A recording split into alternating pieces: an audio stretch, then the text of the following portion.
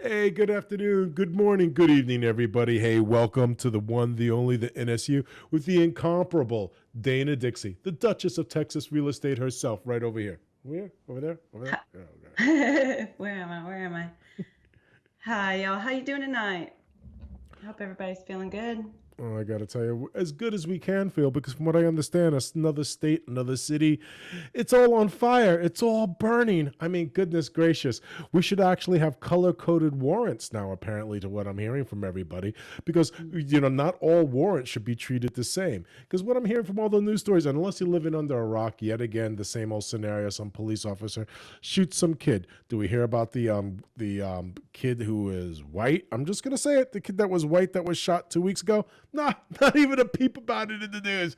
It was like Oh, a 16-year-old kid shot dead by the cops. But you I don't even didn't. hear. Yeah, it Yeah, was I a. didn't. I didn't hear anything about that. Yep, he was. He I think it was in Kentucky or someplace like that, and he had some ice cream or something on him, and they thought he had some sort of gun or some sort of outstanding warrant. Not outstanding warrant. I'm conflating things. He had. It was really messed up. He had like some sort of confection with him, and they shot him because he moved suddenly, and they just shot him. He's a 16-year-old skinny kid. Looks like he harmed anybody, but it's not all over the news. But this kid that twists, turns, runs away from the cops. Because I don't know about you, Dana, but I was raised in the generation that if you ran from the cops, you're taking your life in your own hands. Yeah. You run from the Uh, cops, you're taking the life in your own hands. But of course, they're putting forth this narrative that all cops are like these evil, minority hunting, bastards from like the nether regions of hell. So if somebody mhm, does run from the cops, it's understandable because they think the cops are actually going to kill them. mhm, Now, if they got their guns drawn on me and stuff like that, I can understand that paranoia. But if you really are afraid that these guys are going to kill you, right? If you really are, mhm, mhm. running's not going to make it better. Yeah, definitely not. I'm afraid not. I mean, it's one of those things where you just gotta pay the piper. You gotta, you know, But I doesn't matter. really, Doesn't matter if you have done something, especially like um, aggravated robbery or aggravated assault or some sort of firearm, you know, well, see, that's the interesting thing about the outstanding warrant with this kid. It's a really good testament to the useless gun laws because you want to take a look at what actually got this kid killed. It's our insane gun laws. The fact that yeah, in different states and stuff like that, when this kid exercised his constitutional right to bear arms, because that's what his warrant was. I dug into the story a little bit. mhm, His outstanding warrant was for the fact that he had a firearm that was inside his car. Okay, and mhm, that was it. Now, mhm. he thought for sure that he actually drove off and got away with that. He thought in his juvenile mind that the warrant magically disappears. I'm going to look at the parent and say you should teach a kid a little bit more common sense that if you actually first time with the cops and you ran away, they're going to come looking for you. You need to take care of it. That's why people turn themselves in. Okay, that's Yeah, number one. Number two, let's just keep keeping it real. Parents lost their kid today. No matter what the yeah, circumstances, that's a tragedy. yeah, That's a damn tragedy. It really is. mm, And seeing that this mhm, female officer accidentally discharged her weapon, I mean, the whole thing is like really painful to watch. It really is. But I yeah. can't help but when I look at it, I'm like, why did this kid twist and turn and run away? There are cops surrounding you. Did you watch the actual video? I did. It was a little bit difficult to watch. I mean, it was difficult to. I wasn't in a place where I was, able to just focus on it, and so I was trying to watch it, but I didn't. It looked difficult to me, and that's the thing is, the whole thing about the taser versus the her gun, one's got to be a different weight than. There's so many things, but I think about if somebody was coming after me, or I just you don't know how you'd react in those situations. I know that I've seen um, news reports and videos on people who are totally against the police going into one of those situations where they show you like what it's like to be in that position, right? To have somebody coming at you. When are you going to pull the trigger? When are you not? What are you going to, And every time they're like, oh my gosh, I couldn't help myself. I had to shoot the guy because he was coming right at me. It was him or me, and these are just fabricated situations for training purposes. But that right there You never is know what almost you're like, gonna do when you're really faced up with no, it. no, I mean, no, you don't. unless you have specialized military training, like Yeah.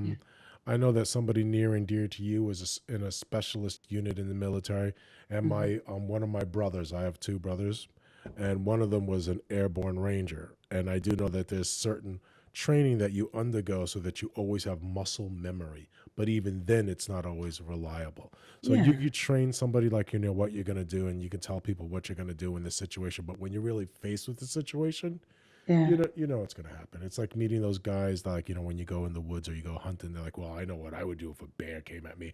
I'd have my bow, I'd get my gun. I'm like, dude, seriously? If Yeah. you saw 1,200 pounds of raging, like, I'm going to murder you right now, you, besides like, like soiling your like trousers or like, Yeah. being frozen in fear, Yeah. you don't know what you're going to do, is basically Mm-mm. what I'm saying.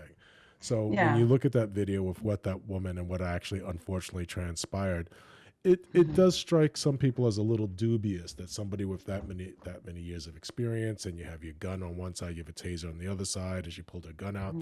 but you can't really get into another human being's head. What I do know, Mm-mm. and before we even get to that point, is why is it when an officer has you standing by your car, you think it's a good idea to twist, turn, and wiggle your way out of it and jump into Yeah. the car and drive away? See, Yeah.